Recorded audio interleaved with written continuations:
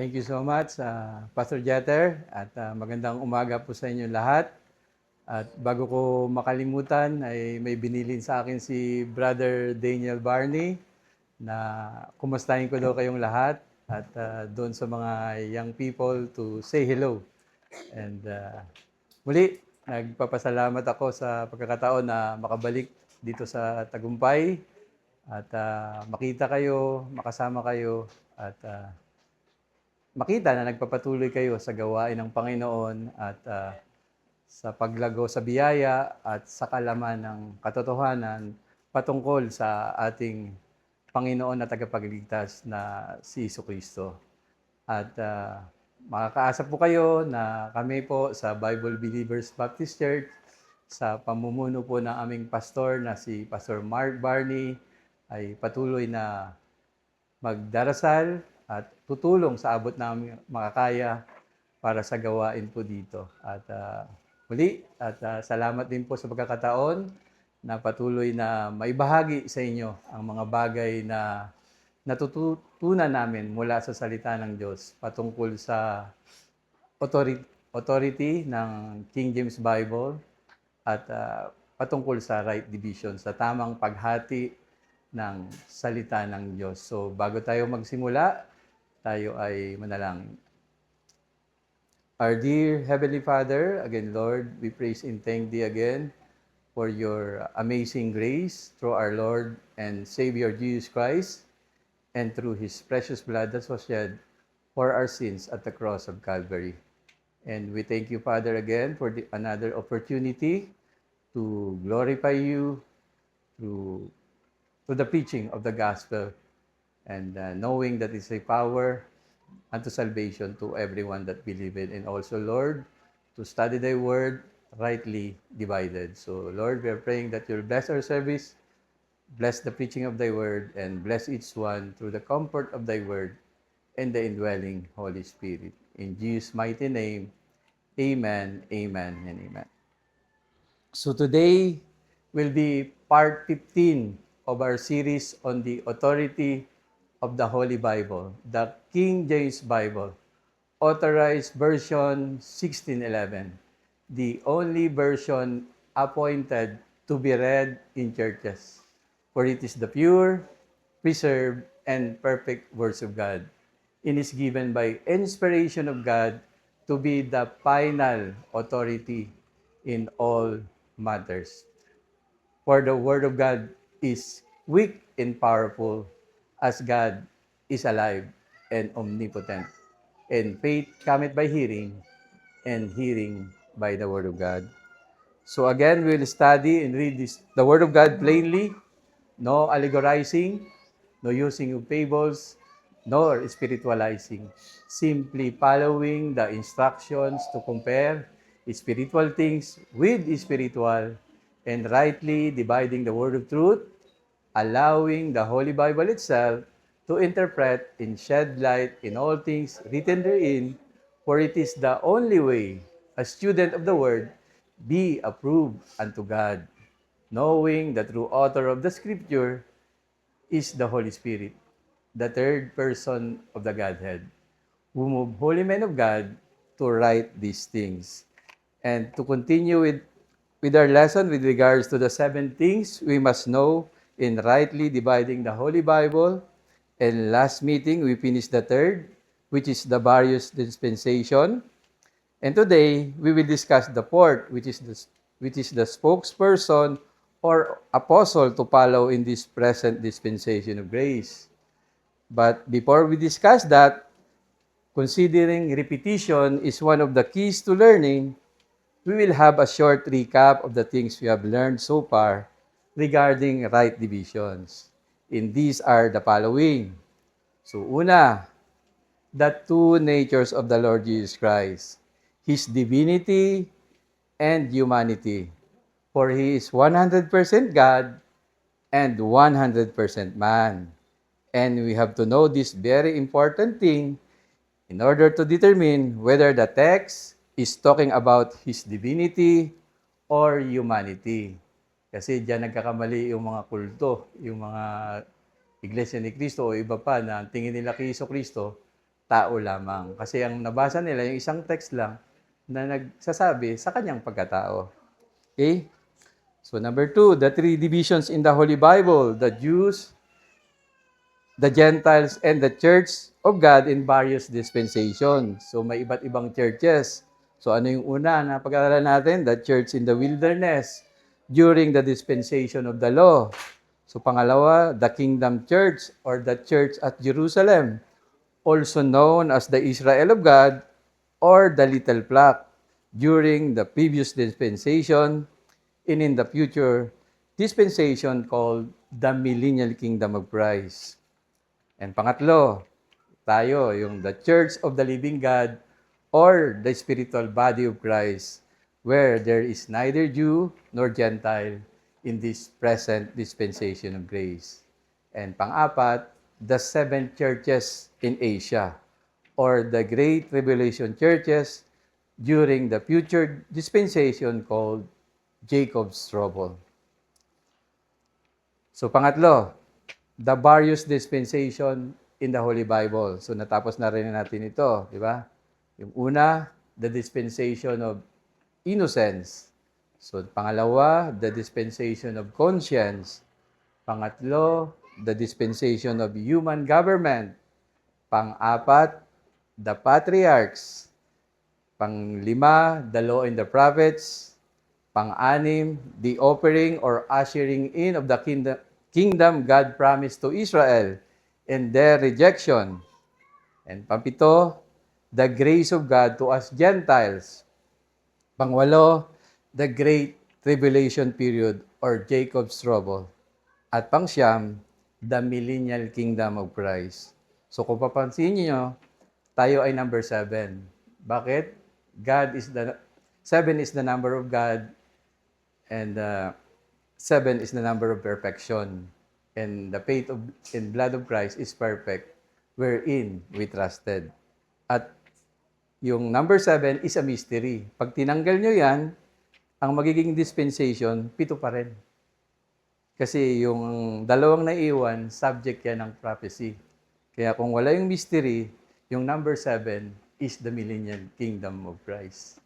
So, okay? So, sana maintindihan nyo yung pagkakaiba ng prophecy spoken since the world began at mystery kept secret since the word of God, since the world began. So, now that we have proven that God truly deals differently with man in every dispensation, and that in every dispensation, God chooses a spokesperson or person and revealed the message that He wanted man to follow, also knowing now that we belong to the seventh dispensation, which is the dispensation of the grace of God, with the Apostle Paul as Christ's chosen spokesperson or apostle to us Gentiles, revealing to him the mystery and other mysteries kept secret since the world began, and giving him the message of salvation that is unique and distinct from all other dispensation. Because we are justified not by faith plus works or by the works of the law, but by the faith and blood of our Lord and Savior, Jesus Christ. The moment we heard, trusted, and believed the gospel of our salvation, how that Christ died for our sins according to the scriptures, and that He was buried, and that He rose again the third day according to the scriptures. And simultaneously, we are sealed with that Holy Spirit of promise until the day of redemption, securing our salvation, being baptized by the Spirit, putting us into the body of Christ. In knowing that 7 is the number of it's the number of God and is the number of perfection, therefore our salvation in the seventh dispensation is perfect, can never be lost, and can never be added with something, for the faith and blood of Christ is perfect, wherein we trusted, not in ourselves. So let us now look at the 7 references and reasons from the Word of God why we must follow the Apostle Paul in this present dispensation of grace. So napaka-importante nito kasi para pag nag-witness kayo, may tuturo nyo sa Biblia kung bakit kailangan natin sumunod kay Apostol Pablo at yung mga turo at mga doktrina na niribili sa kanya ng Panginoon para sa atin sa panahon ngayon. So, number 1. So, 7 ito. Number 1, Christ chose Paul, also known as Saul, to bear his name before Gentiles and kings in the children of Israel. As the Word of God said in Acts 9, verses 10 to 16, which says, "And there was a certain disciple at Damascus named Ananias. To him said the Lord in a vision, Ananias? And he said, Behold, I am here, Lord. And the Lord said unto him, Arise and go into the street which is called Straight, and inquire in the house of Judas for one called Saul of Tarsus. For behold, he prayeth, and had seen in a vision a man named Ananias coming in and putting his hand on him, that he might receive his sight. Then Ananias answered, Lord, I have heard by many of this man how much evil hath done to thy saints at Jerusalem. And here he hath authority from the chief priest to bind all that call on thy name. But the Lord said unto him, Go thy way, for he is a chosen vessel unto me, to bear my name before the Gentiles and kings and the children of Israel. For I will show him how great things he must suffer for my name's sake." So notice the last phrase, "For I will show him how great things he must suffer for my name's sake." Because at the end, sa number 7, mananaman natin kung bakit. But before that, we go to the second reason. So number 2, Christ ordained and appointed Paul a preacher, an apostle, and a teacher of the Gentiles, as Paul wrote through the inspiration of the Holy Spirit in 2 Timothy chapter 1, verses 8 to 14, saying, Be not thou therefore ashamed of the testimony of our Lord, nor of me, his prisoner. But be thou partaker of the afflictions of the gospel according to the power of God, what saved us and called us with an holy calling, not according to our works, but according to his own purpose in grace, which was given us in Christ Jesus before the world began, but is now made manifest by the appearing of our Savior Jesus Christ, who hath abolished death and hath brought life and immortality to light through the gospel, whereunto I am appointed a preacher and an apostle and a teacher of the Gentiles. For the which cause I also suffer these things. Nevertheless, I am not ashamed, for I know whom I have believed, and I am persuaded that he is able to keep that which I have committed unto him against that day. Hold fast the form of sound words which thou hast heard of me, in faith and love which is in Christ Jesus. That good thing which is committed unto thee, keep by the Holy Ghost, which dwelleth in us. Pangatlo, Christ made Paul a minister and a witness to us Gentiles, both of the things he has seen and of the things in the which he will appear unto him, to open our eyes and to turn us from darkness to light and from the power of Satan unto God, that we may receive forgiveness of sins and inheritance among them which are sanctified by the faith that is in Christ Jesus our Lord. As the Word of God said, in Acts 26, verses 15 to 18, which says, so ito yung conversation ng Panginoong Jesucristo at ni Apostle Paul. So tingnan nyo hindi ito na-record doon sa Acts 9. Pero nag-provide yung Holy Spirit ng other information tungkol doon sa pangyayari doon sa Acts 9. So ito yun. So nag-uusap sila. And I said, si Pablo, "Who art thou, Lord?" And he said, "I am Jesus whom thou persecutest.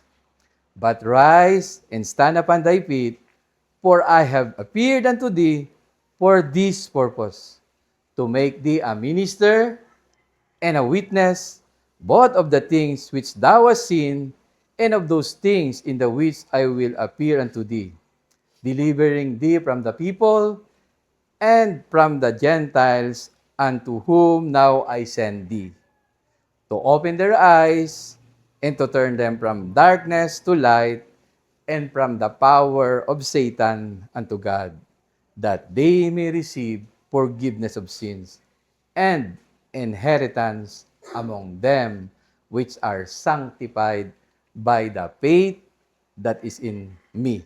So, nagsasalita dyan ang Panginoong Jesucristo.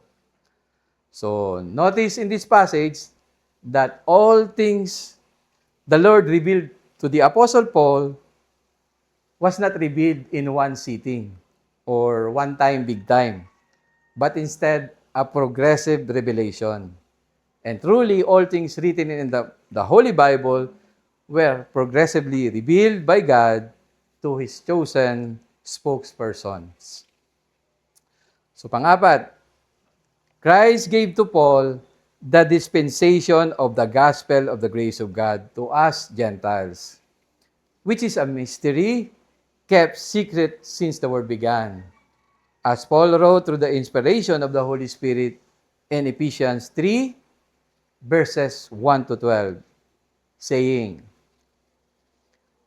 "For this cause I, Paul, the prisoner of Jesus Christ for you Gentiles, if ye have heard of the dispensation of the grace of God, which is given me to you ward, how that by revelation He made known unto me the mystery, as I wrote afore in few words, whereby when ye read, ye may understand my knowledge in the mystery of Christ, which is in other ages was not made known unto the sons of men, as is now revealed unto His holy apostles and prophets by the Spirit, that the Gentiles should be fellow heirs and of the same body, and partakers of His promise in Christ by the gospel, whereof I was made a minister according to the gift of the grace of God given unto me by the effectual working of His power.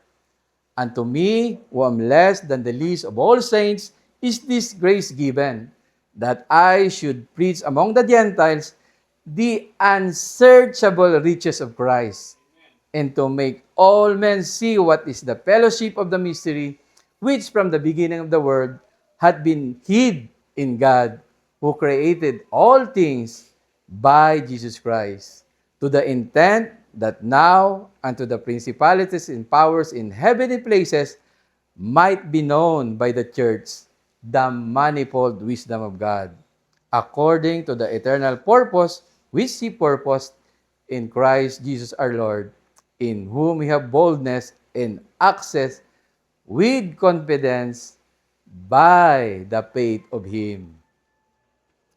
So, panglima,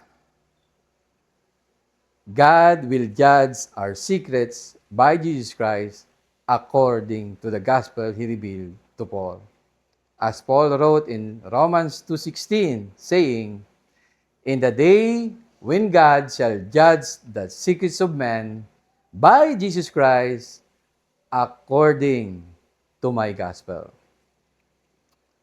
Pang-anim, Christ revealed to Paul the mystery, which was kept secret since the world began, but now is made known to all nations for the obedience of faith, as Paul wrote in Romans 16, verses 25 to 27, saying, Now to him that is in power to establish you according to my gospel and the preaching of Jesus Christ according to the revelation of the mystery which was kept secret since the world began, but now is made manifest and by the scriptures of the prophets, according to the commandment of the everlasting God, made known to all nations for the obedience of faith.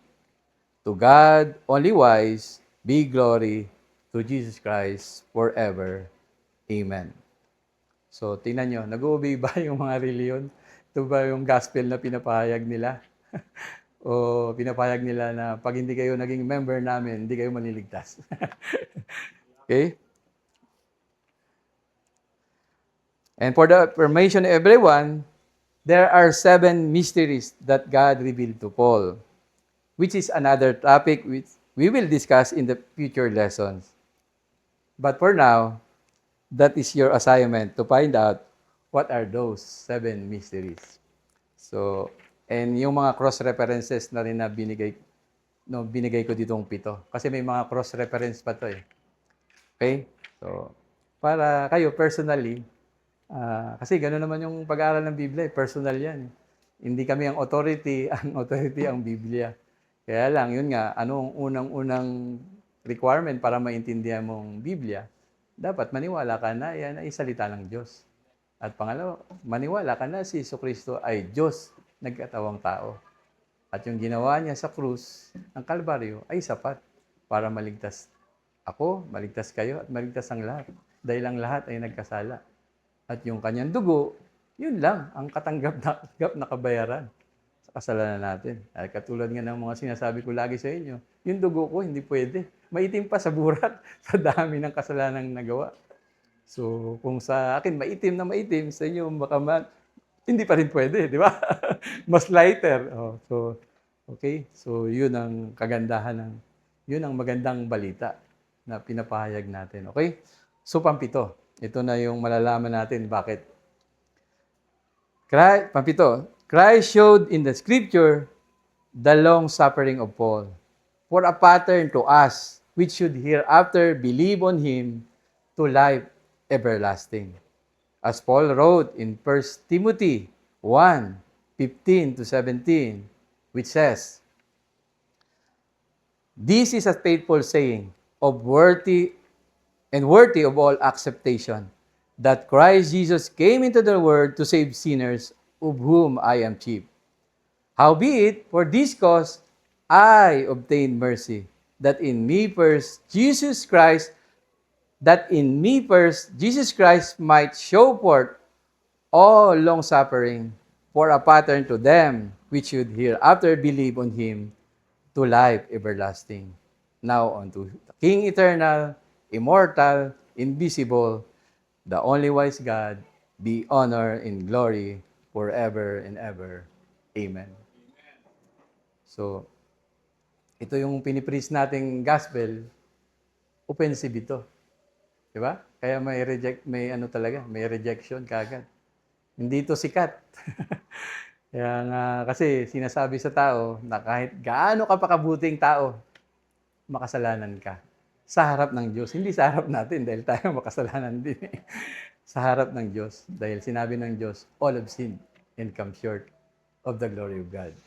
But the good news is, Christ died for our sins. Yun ang ebanghelyo. Okay? Yun ang ebanghelyo ngayon. Yung ebanghelyo nakaraan, gospel of the kingdom. At yung kasunod na everlasting gospel naman. Ibang gospel naman yun. Hindi na tayo magpapahayag nun. Yung nakaraan, hindi natin panahon yun.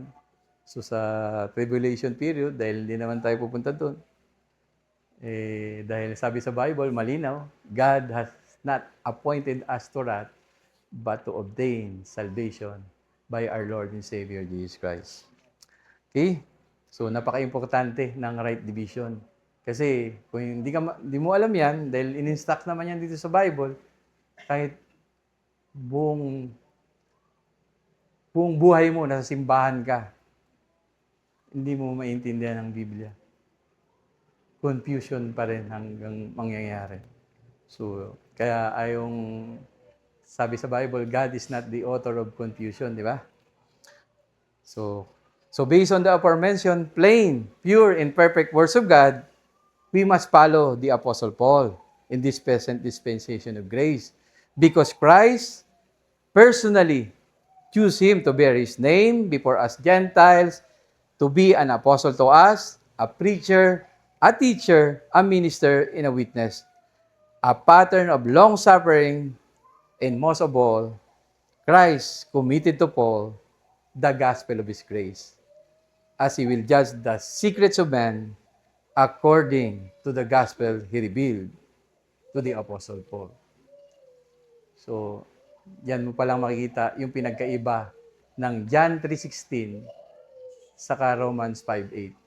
Anong sabi sa John 3:16? For God so loved the world that He gave His only begotten Son, that whosoever believeth in Him should not perish but have everlasting life. So, hindi yan yung gospel.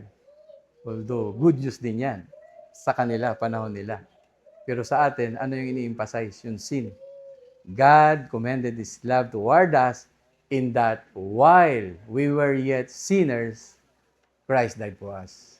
At yung maganda yung katugdo nun, being now justified by His blood, we shall be saved from wrath through Him. For if, when we were enemies, we were reconciled to God by the death of His Son. Much more, being reconciled, we shall be saved by His life. And not only this, sabi doon, but we also join God through our Lord and Savior Jesus Christ, wherein we are now received the atonement. So, ano yan? Romans 5. So, basahin yan. Maganda yan. Umpisahan nyo sa verse 1. So, like Paul, let us continue to endure all things for the elect's sakes, that they may also obtain the salvation which is in Christ Jesus with eternal glory. And again, in following Paul, we are not exalting him as unbelieving critics are saying, but we are actually following and exalting our Lord and Savior Jesus Christ, who called and commissioned Paul, as Paul wrote also in the following. 1 Corinthians 11, verse 1, Paul said, Be ye followers of me, even as I also am of Christ. Also in 1 Corinthians 14, verse 37, Paul said, If any man think himself to be a prophet or spiritual, let him acknowledge that the things I write unto you are the commandments of the Lord. So nakalimutan ko idagdag dito yung 38. Nakalagay doon, but if any man be ignorant, let him be ignorant. So yun yung nakakalungkot. Pag hindi mo alam ang mga, di ba, yung mga doktrina na yung gospel, unang-una sa lahat, na nireveal ng Panginoong Jesucristo kay Apostol Pablo. So paano yung mga kaluluwa na miniministeran mo? Di ba? So yun yung nakakatakot. So, also in 2 Timothy 2, verses 7 to 10, Paul said, 2 Timothy 2, verses 7 to 10, Consider what I say, and the Lord give the understanding in all things. Remember that Jesus Christ of the seed of David was raised from the dead according to my gospel, wherein I suffer trouble as an evildoer, even unto bonds, but the word of God is not bound. Therefore I endure all things for the elect's sakes, that they may also obtain the salvation which is in Christ Jesus with eternal glory.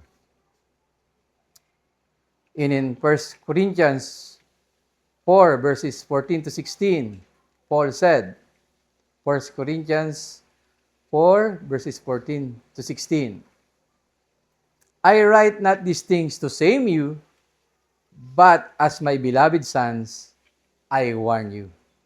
For though ye have 10,000 instructors in Christ, yet have ye not many fathers?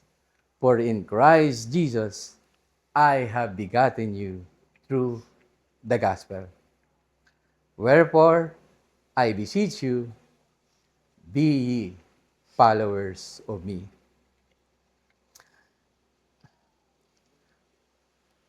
Furthermore, in following Paul is knowing God's instructions for us in the epistles he wrote from Romans to Philemon, which contains all doctrines for the body of Christ regarding our justification, sanctification, and glorification. So magkakaiba yan, ha? Yung justification, yun yung na-save tayo. Di ba?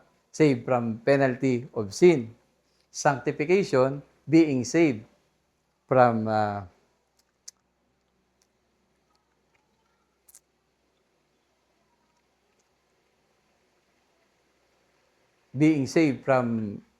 sin. And glorification is being saved from the presence of sin. Kasi wala na tayo dito sa mundo. O dito, nabubuhay pa tayo, di ba? O nagkakasala pa rin tayo. O sinong aamin na hindi na siya nagkakasala? Yung mga ibang ano lang na nagsasabi, ay, simula lang na ano daw siya, eh, hindi na siya nagkakasala. Naging born again siya. Born again Christian. Ayos Naghalo na. Okay? So, yun. Napaka-importante na huwag paghalu-haluin yung tatlong yan. Kasi justification, you are saved from the penalty of sin. Ano yun? Yung pupunta tayo sa impyerno at later, tagadagata ng apoy. So yung sanctification, yun yung nabubuhay pa tayo. Dapat sumunod ka sa espiritu na. Pero sinusunod mo pa rin yung laman. Kasi dalawa na yung nature mo di ba? So ito yung gusto ng espiritu, ito naman ang gusto ng laman. Pero may times na bumibigay pa rin tayo. Di ba? Sinusunod pa rin natin ang laman. So, yun. Okay, pangatlo, glorification. Yun. Wala na tayo dito. Na-rapture na tayo. So, last week, yung sa, namin sa, yung, who is the greatest in the kingdom? So, yun, naturo ko doon yung, we will inherit an heavenly kingdom. Tayo yung papalit doon sa mga, kasi yung mga anghel, hindi sila, di ba, hindi naman nanganganak yung mga anghel. Hindi rin sila namamatay. Kaya, 1/3 yung sinong papalit doon? Diba? Ayaw nyo ba yun? Gusto nyo yung earthly kingdom? So, maganda yung heavenly. Pero yung heavenly kingdom na yun, i-destroy din yan. Di ba? Tapos papalitan ng, di ba? God will create new heavens and a new earth. So yung new earth, nandun yung New Jerusalem. Ay tayo, saan tayo? Doon tayo sa heavenly kingdom. A new earth and a new heaven. So yung first and second heaven lang, yun yung i-destroy. Saka yung earth. Kasi yun yung created. Ano yung hindi madi-destroy? Yung third heaven. Kasi doon na yung Panginoon. Di ba? May third heaven pala. Pagdating mo kay Paul, di ba? May third heaven pala. Doon sa Genesis, 2 lang yung heaven Di ba? May third heaven pala.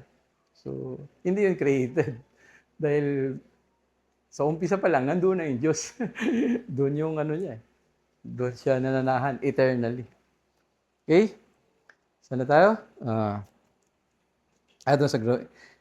In order for us to handle the seeming contradictions with other epistles written by the apostles and disciples of the Lord, specifically to the Jews in other dispensations, which contains doctrines concerning the Great Tribulation period or Jacob's trouble in the millennial kingdom of Christ in the earth, which involves works or law-keeping, confessions of sins, and enduring unto the end for salvation.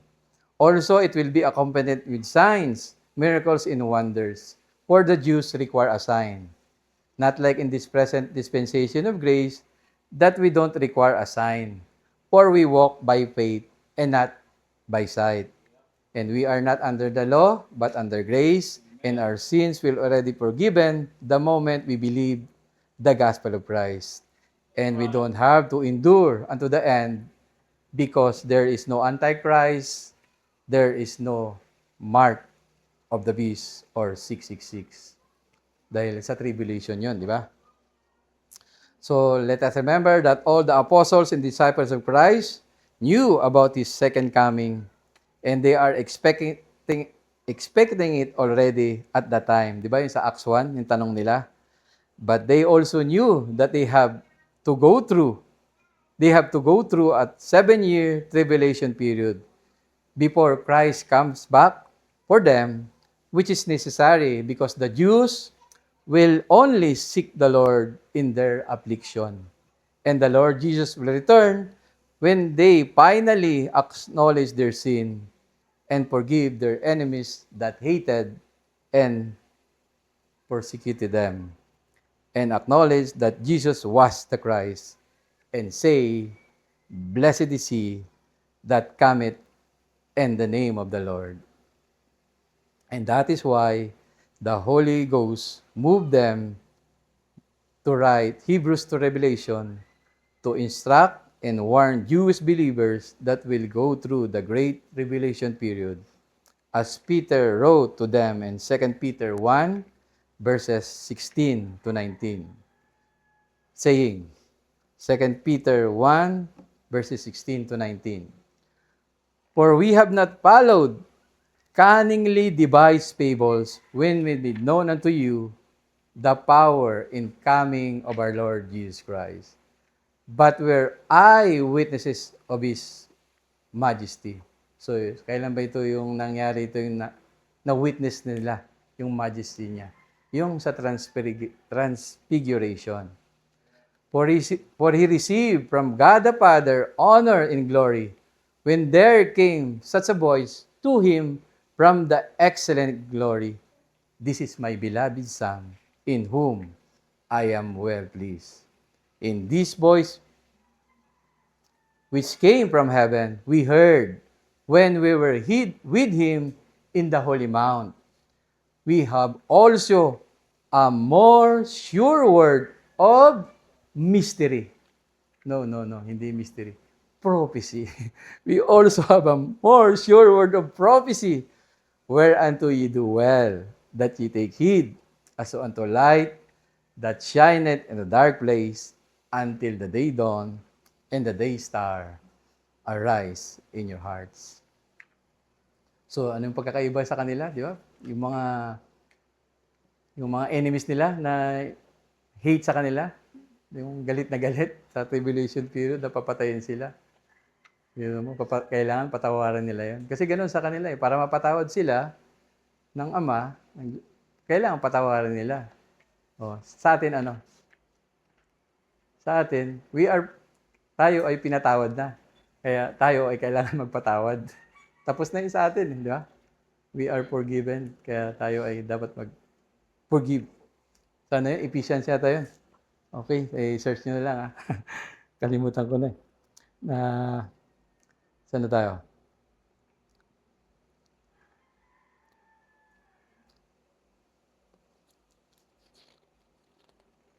Ayun. Ito na tayo. So let us remember that only the Father knows that the age of grace will last this long. Even Paul knew not this, but the Son of God revealed to Paul the mystery of the rapture.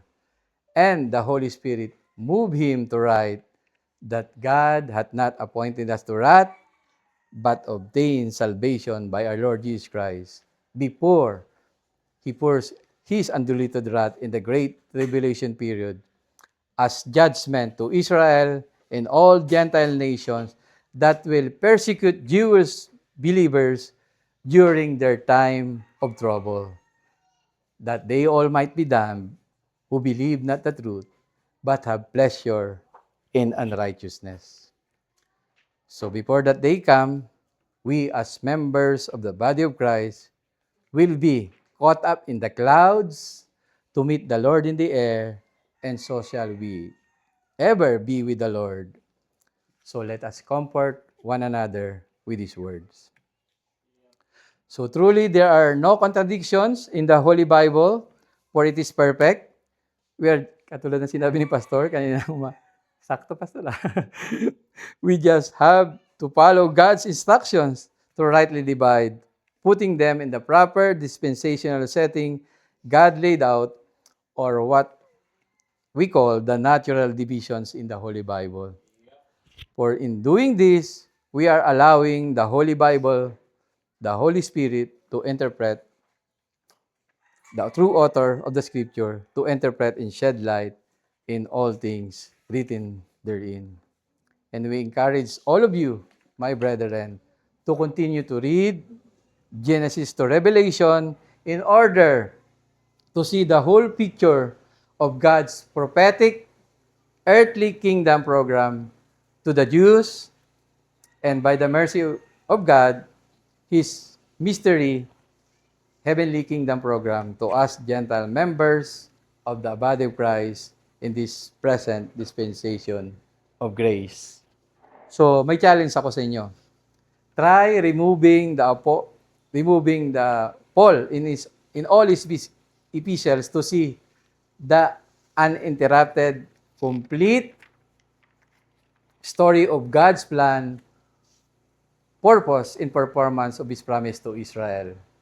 Also, try removing all except the epistles of Paul to see that it's also complete enough to know who Christ is and the sufficiency of what He did for all of us sinners in this present dispensation of grace. Kasi hindi naman yan ang problema eh. Ang problema ay yung belief eh. Yung unbelief. So, di ba? Yun yung ano eh. Kahit sabi, kasi sinasabi nila, ay, tinuturo nyo, si Paul lang eh. Puro lang kayong si Paul eh. Di ba? Eh, hindi naman tayo na ganun eh. We point people to the Holy Bible and to encourage them to personally read the Scripture. Kaya yun, di ba? Napaka-importante. Yung mga magulang, at nakakatuwa dito, yung mga magulang nandito, hindi lang yung mga anak. Dahil yun ang doon nag-uumpisa eh. Di ba yung mga Hudyo, ang ano nilang Panginoon sa kanila, ituro mo sa anak mo. Di ba? Habang nagkukwentuhan kayo, habang bago kayo naglalakad kayo. Di ba? So, napaka-simple. Plain na plain. Okay? So, kaya ito, plain din natin pinapayag ang salita ng Diyos. Kasi buhay ang salita ng Diyos at buhay ang Diyos. So, surely, we can learn a lot in other dispensation. But any seeming contradictions with the epistles of Paul regarding our justification, sanctification, and glorification, we go with our Apostle Paul. For we must follow Paul as he followed Christ. For if we deny the doctrines revealed by the Lord Jesus to the Apostle Paul, or if we mix it with doctrines in other dispensation, then, like all religions, prosperity, and faith-healing preachers, we, in the souls we are ministering, are surely bound to hell, and later in the lake of fire, which burneth with brimstone. And this has been the 3D, or the deep devil's deception in all religion. So, una, tatlo yun. Denying the Word of God, or the Holy Bible, and in our present time, the King James Bible, Authorized Version 1611, by using and even producing perverted versions of the Holy Bible. Pangalawa, denying directly and indirectly the divinity of Christ and the sufficiency of what He did at the cross of Calvary, or the gospel of our salvation, or the gospel of Christ. Perverting it by saying, Christ is just a man, or He suppressed Himself, or He suppressed His deity, or emptied Himself, and adding church membership, water baptism, and works or law-keeping for salvation, respectively. So tayo, nagbabaptize tayo. Pero pinapaliwanag natin na hindi yan part ng salvation mo. Naligtas ka na. Kaya nagbabaptize tayo para maalala niya, hindi niya makalimutan kung paano siya namatay, inilibing, at nabuhay muli to walk in newness of life, kasama ang Panginoong Jesucristo. So, okay? So, pangatlo, denying the authority of the Holy Bible by claiming authority Kaya kami, hindi kami nag-claim ng authority. Yung tinuturo namin dito, saliksikin nyo yan. Maging taga-Bere, katulad ng kayo ng mga taga-Berean. Kung totoo yan. Okay? Denying the authority of the Holy Bible by claiming authority, perverting it by not following the instructions of the Holy Spirit to compare spiritual things with the spiritual and to rightly divide the word of truth. And I will read the word of God through Paul in 2 Corinthians 4, verses 1 to 7, which says, Therefore, seeing we have this ministry, as we have received mercy, we faint not, but have renounced the hidden things of dishonesty, not walking in craftiness, nor handling the word of God deceitfully, but by manifestation of the truth, commending ourselves to every man's conscience in the sight of God. But if our gospel be hid, it is hid to them that are lost, in whom the God of this world, napansin nyo? Maliit na G, small letter G, in whom kaya may God of this world mayroong the one true God, who manifested himself in the flesh, in whom the God of this world hath blinded the minds of them which believe not, lest the light of the glorious gospel of Christ, who is the image of God, should shine unto them. For we preach not ourselves. So yan, talagang yung tatandaan. Hindi natin pinapahayagan yung sarili natin dahil masisiphayo lang yung mga pag tayo ang tinignan. Kristo, ba yan? Ba't kanya? Yeah. Pero yun nga. For we preach not ourselves, but Christ Jesus the Lord, and ourselves your servants for Jesus' sake. For God, who commanded the light to shine out of darkness, and shine in our hearts to give the light of the knowledge of the glory of God in the face of Jesus Christ. But we have this treasure in earthen vessels, that the excellency of the power may be of God and not of us. Okay? So, to all the brethren, though our lives may not be a walk in the park, knowing the true enemy is the devil, the God of this world. But by the grace of God, let us continue to be approved to God by prayerfully reading and studying His written word, rightly divided, and to be faithful stewards of the mysteries of God and ambassadors for Christ by pointing people to the Holy Bible, persuading and praying for them to be reconciled to God by also having a personal relationship with Him through our Lord and Savior, Jesus Christ. For He hath made Him to be sin for us who knew no sin, that we might be made the righteousness of God in Him. And I will read the Word of God through Paul in 1 Timothy 2, verses 1 to 7. And for your assignment pala, basahin nyo yung 2 Corinthians 5, verses 70 to 21. Yung commission natin, yung if any man be in Christ. Diba? Anong binigay sa atin doon? Ministry and word of reconciliation. Okay? And I will read the word of God through Paul in 1 Timothy 2, verses 1 to 7, saying, I exhort, therefore, that first of all, supplication, prayers, intercessions, and giving of thanks be made for all men, for kings, and for all that are in authority, that we may lead a quiet and peaceable life, in all godliness and honesty. For this is good and acceptable in the sight of God our Savior, who will have all men to be saved and to come unto the knowledge of the truth. For there is one God and one mediator between God and man, the man, Christ Jesus. Sabi ng iglesia, tao lang siya, the man, Christ Jesus. So, yan kaya nag-rightly divide tayo, okay? We will have all men to be saved and to come unto the knowledge of the truth. We will have all men, for there is one God and one mediator between God and man, the man Christ Jesus, who gave Himself a ransom for all to be testified in due time. Whereunto I am ordained a preacher and an apostle I speak the truth in Christ, and lie not, a teacher of the Gentiles in faith and verity.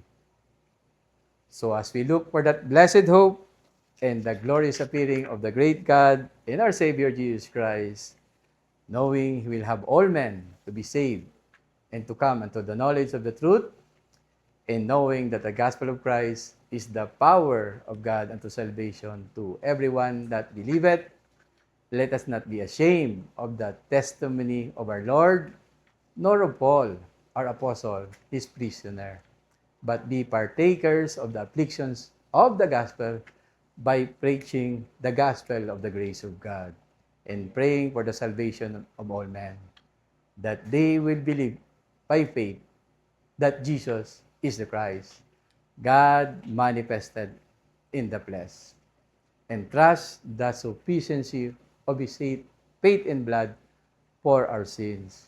And pray also that all will be edified like the Bereans in Acts 17, receiving the word with all readiness of mind, searching the scripture daily, whether those things were so, checking traditions in light of the Word of God, going back to the basic, back to the Holy Bible, back to the King James Bible. Authorized version 1611, the only version appointed to be read in churches. For it is a pure, preserved, and perfect words of God, and is given by inspiration of God to be the final authority in all matters. For the Word of God is quick and powerful, as God is alive and omnipotent. And faith cometh by hearing, and hearing by the Word of God. We'll end our lesson here, and next meeting, God willing, we will discuss the various gospel in the Holy Bible. Thank you so much for your attention to the Word of God, and to God be all the glory, honor, and praise.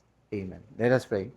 Our dear Heavenly Father, again, Lord, we praise and thank Thee again for Thy pure and perfect words and the things we can learn from Thy Word.